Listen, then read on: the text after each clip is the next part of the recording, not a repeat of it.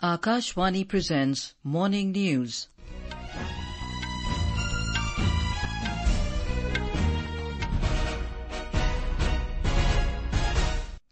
Good morning. I'm Anuja Kumar. The headlines. Prime Minister Narendra Modi says Indian model of combining welfare of the poor with modern development gaining appreciation worldwide. G20 Sustainable Finance Working Group finalises Sustainable Finance Report at a meeting in Varanasi. Haryana Police arrests Congress MLA Mamman Khan in connection with new communal violence. In Kerala, all educational institutions closed till tomorrow in Kozhikode to contain Nipah virus infections. IMD forecasts active monsoon conditions over East India today and Central and West India till Monday. And in Asia Cup cricket, Sri Lanka set up final clash with India, defeating Pakistan in Super 4's match at Colombo. And now the news in detail. Prime Minister Narendra Modi has said the Indian model of combining welfare for the poor with modern development is gaining appreciation worldwide. Addressing a program in Kondatarai at Raigad in Chhattisgarh, the Prime Minister emphasized that the country aims to become a developed nation within next 25 years of Amrit Kal. He said this goal can only be achieved when every citizen actively participates in this endeavor. हमें अमृत काल के अगले 25 वर्षों में अपने देश को विकसित बनाना है। ये काम तभी पूरा होगा जब विकास में हर एक देशवासी की बराबर भागीदारी होगी। हमें देश की ऊर्जा जरूरतों को भी पूरा करना है और अपने पर्यावरण की भी चिंता करनी है। इसी सोच के साथ सूरजपुर जिले में बंद पड़ी कोयला खदान को इको टूरिज्म के रूप में विकसित किया गया है। कोरबा क्षेत्र में भी इसी तरह के इको पार्क विकसित करने का काम किया जा रहा है।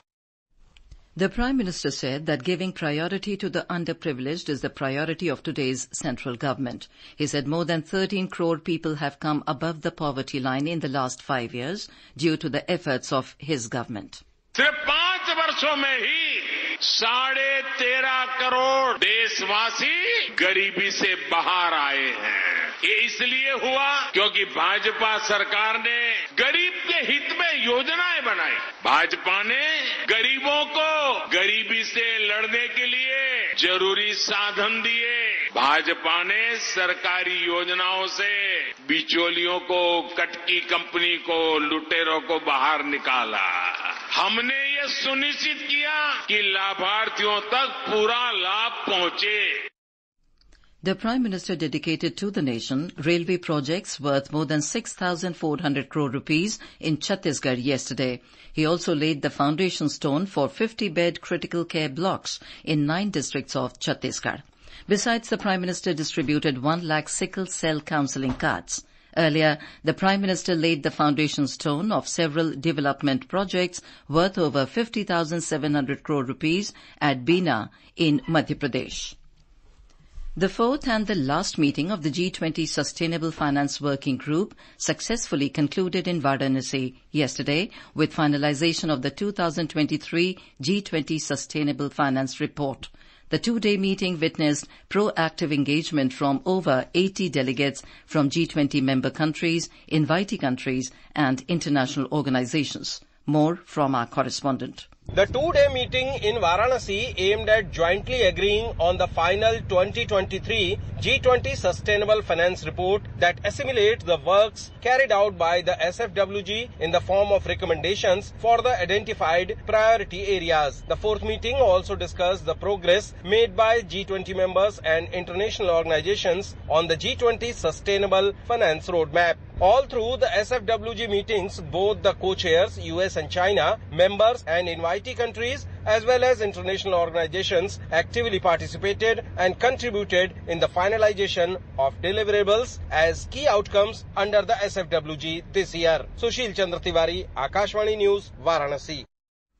The 4th G20 Global Partnership for Financial Inclusion meeting is being held in Mumbai. The 3-day meeting that began yesterday includes discussions on the deliverables related to digital financial inclusion and small and medium enterprises. More from our Mumbai correspondent.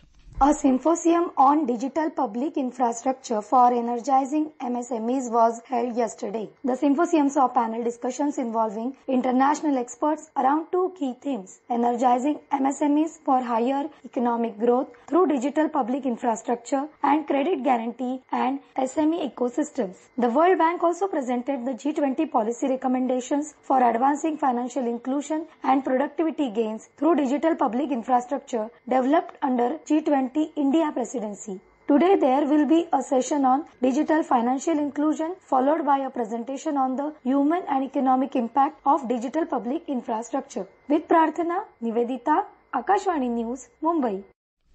Vice President Jagdeep Dhankar is arriving Madhya Pradesh capital Bhopal today on a day-long visit. Mr. Dhankar will attend various programs including the convocation ceremony in Bhopal.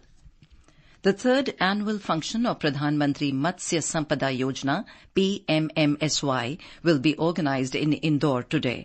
The program will be addressed by Union Minister of Fisheries, Animal Husbandry and Dairying, Purushottam Rupala. This is Akashvani giving you the news. For quick news updates round the clock, follow us on our Twitter handle @AIR News Alerts. Haryana Congress MLA Mamman Khan was arrested yesterday for his alleged involvement in the communal violence erupted in Munnu in August. The MLA from Firozpur Jhirka was named as an accused by Haryana Police. According to the police, there are ample evidence of his involvement in the violence that occurred following a religious yatra. Khan had approached the Punjab and Haryana High Court on Tuesday seeking protection from his arrest, and the hearing was scheduled for 19th October. In Kerala, samples of 15 persons belonging to the high-risk category included in the Nipah contact list in Kozhikode were sent for testing yesterday, while 11 samples collected earlier tested negative for Nipah virus. The Kozhikode District Administration has declared a holiday for all educational institutions till tomorrow. The administrator of Mahe, an enclave near Kozhikode under the Union Territory of Puducherry, has also declared a holiday for all educational institutions today and tomorrow. Kerala Health Minister Veena George, who held a review meeting of senior officials yesterday, said isolation wards have been arranged in private hospitals in case the need arise. 234 people were traced yesterday as part of the Nipah surveillance. 950 persons are on the contact list, of which 213 are in the high-risk category. Union Minister of State for Health and Family Welfare Dr. Bharti Praveen Pawar yesterday reviewed the steps taken on containment of Nipah virus outbreak in Kozhikode. Dr. Pawar visited the Indian Council of Medical Research, National Institute of Virology in Pune and took stock of the preparations in this regard. The Election Commission has called rival factions of Nationalist Congress Party, NCP, for personal hearing on 6th of October. Sources said the matter required a substantive determination by the Commission under Election Symbols, Reservation and Allotment Order 1968. The Commission has directed both the groups to remain present in person or through their authorized representatives for the personal hearing. The NCP, founded by Sharad Pawar in 1999, witnessed a split earlier this year, with Ajit Pawar claiming the support of over 40 MLAs and joining the Shiv Sena BJP coalition government in Maharashtra. In international news, Britain, France and Germany said they would retain ballistic missile and nuclear proliferation-related sanctions on Iran that were set to expire in October this year under the 2015 Iran nuclear deal. In a joint statement, the three European allies, known as E3, said they would retain their sanctions in a direct response to Iran's consistent and severe non-compliance with the accord, also known by its official name, a Joint Comprehensive Plan of Action. The actions ban Iran from developing ballistic missiles capable of delivering nuclear weapons and bar anyone from buying, selling or transferring drones and missiles to and from Iran. Russia has said it was expelling 2 U.S. diplomats whom it accused of working with a Russian national charged with collaborating with a foreign state. The Russian statement said that First Secretary Jeffrey Silin and Second Secretary David Bernstein conducted illegal activity in maintaining contact with Russian citizen Arshonov Chernow is accused of confidential cooperation with a foreign state. The U.S. State Department said the expulsion of the 2 diplomats was unprovoked and warned that Washington would respond appropriately. Back home, India's permanent representative to the UN, Ruchira Kamboj, has said peace has always been an important part of India's rich cultural and philosophical heritage. She said this at the Discourse on Peace event in New York yesterday. She stated that the teachings of Mahatma Gandhi of non-violent resistance have influenced the country's approach to conflict resolution. Talking about India's contribution towards Global South, she stressed that India's $40 billion development projects with Global South reflect an unwavering commitment to a human-centric world. Ms. Kamboj highlighted Prime Minister Narendra Modi's statement on peace and noted that it comes from the learnings by great leaders like Mahatma Gandhi. Indian Meteorological Department has forecast active monsoon conditions over East India today and over Central India till 17th of September. West India will have rainfall activity till Monday. We spoke to senior scientist IMD R.K. Jenamani. The well-marked low-pressure area now lies over North Chhattisgarh and neighborhood. Under its influence, monsoon has been active mainly, and we have given the orange color warning mainly for Chhattisgarh and Madhya Pradesh. Haryana also is given the one orange color warning from the thunderstorm, lightning and heavy rain. Delhi will also likely to experience light to moderate rainfall today and tomorrow. Uttarakhand also is getting the heavy to very heavy rainfall, and we have orange color for Uttarakhand today and tomorrow. Light to moderate, fairly widespread to widespread rainfall and lightning with isolated heavy rainfall is very likely over Konkan and Goa, coastal areas of Maharashtra till 18th of September.